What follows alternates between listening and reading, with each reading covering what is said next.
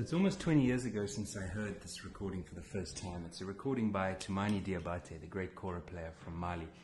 And it's called kora, which is the Arabic word for peace. And it was given to me as a present by my friend Gary when I was going away overseas. And in it I heard the music that I was hoping to be able to make one day. And it took me around 10 years, and I eventually found a way to transcribe the music onto a guitar. And the first piece I did was called Tubaka, so it ended up sounding like this. And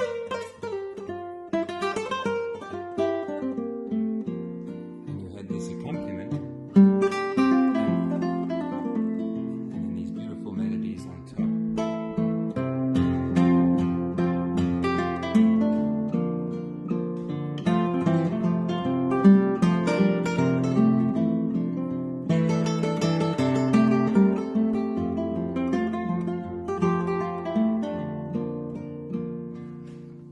So this is not the story of those transcriptions. This is the story of how hearing this album for the first time and putting them onto the guitar got me to visit Mali for the first time. So I was invited quite a number of years afterwards. Toumani finally heard the recording, and he invited me to come to his festival in Bamako, Mali.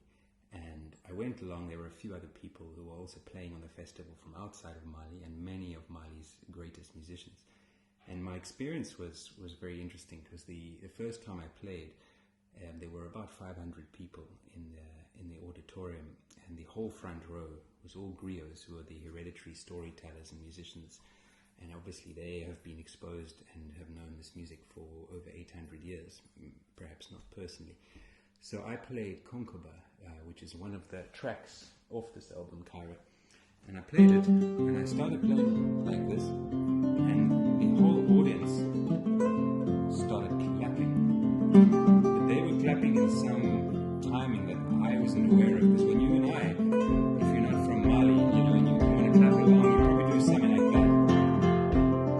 And they all started clapping like 1.5 seconds different. And when you have 500 people accompanying you in a different time zone, it was pretty disorientating. So I had to kind of speed up and try and lose them somehow before I could play the piece. And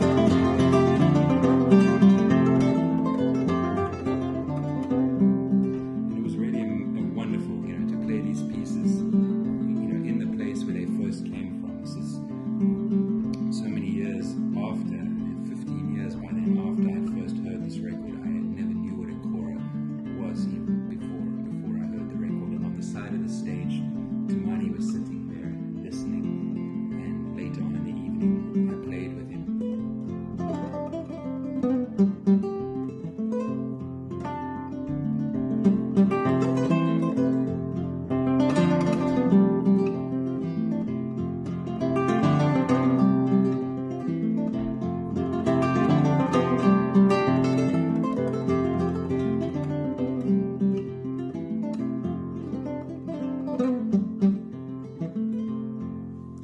But after the concert is what was really interesting for me, and one of the really special experiences that happened on that trip, and there were many.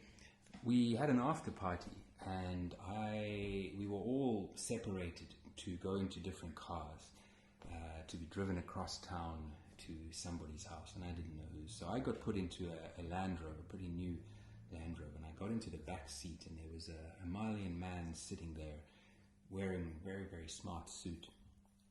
Very large man, very deep voice. He said, "Hello, my name is Cheick." So I introduced myself, and he said, "Where are you from?" I said, "I'm from South Africa." And he said, "I lived in South Africa for 12 years. I said, "Amazing. Why did you live in South Africa?" He said, "I lived in South Africa because I was the head of Microsoft Africa." I said, "That's interesting. And what made you leave?" And he said, "Well, actually, I was in Mali, in Bamako, visiting my family, and there was a coup in 2012, and I was made the Prime Minister."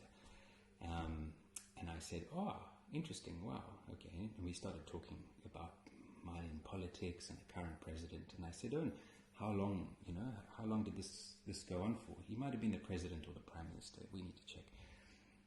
"How long did this go on for?" He said, "Oh, only 6 months." And I said, "Oh, and what made you step down?" He said, "Oh, interesting. Actually, what happened was I was abducted by the rebels, and they were going to execute me. But luckily, the American government stepped in at the last few moments and said, look, you can't execute this man because he's an American citizen.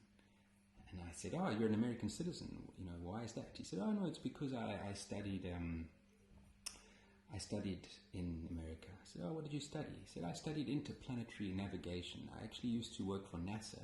I was an interplanetary navigator. People used to think that was pretty crazy. I used to give them my card and it used to say Interplanetary Navigator. But actually I was very involved in the remote landing on Mars, and we actually had one of Toumani's CDs on the I can't remember, that thing that they sent to Mars. So at this point I thought, okay, this guy's having me on, and I looked back at the person behind me and I winked, and we kind of had a smile. But the evening ended up with us on the top of his house on a roof, and he asked me to play him his favorite songs by Toumani, and I did that, and Toumani was sitting next to him, and I did Google him later, and it turned out he was Cheick Modibo Diarra, who was indeed the Prime Minister or President of Mali for 6 months, was very instrumental in making sure that Mali didn't descend at that time into a civil war. He did indeed head up Microsoft in South Africa, and he was an interplanetary navigator for NASA for quite some time before he did these things. And that was one of the people that I met on my sojourn in Mali. And this is a song called Kora, which is the title track. And we played this on the roof of his house. It was about 3 in the morning. And there I was, 15 years after first hearing this little record. And on one side was Toumani, the genius kora player who had changed the face of kora music and certainly changed the face of my music. And next to him was Cheick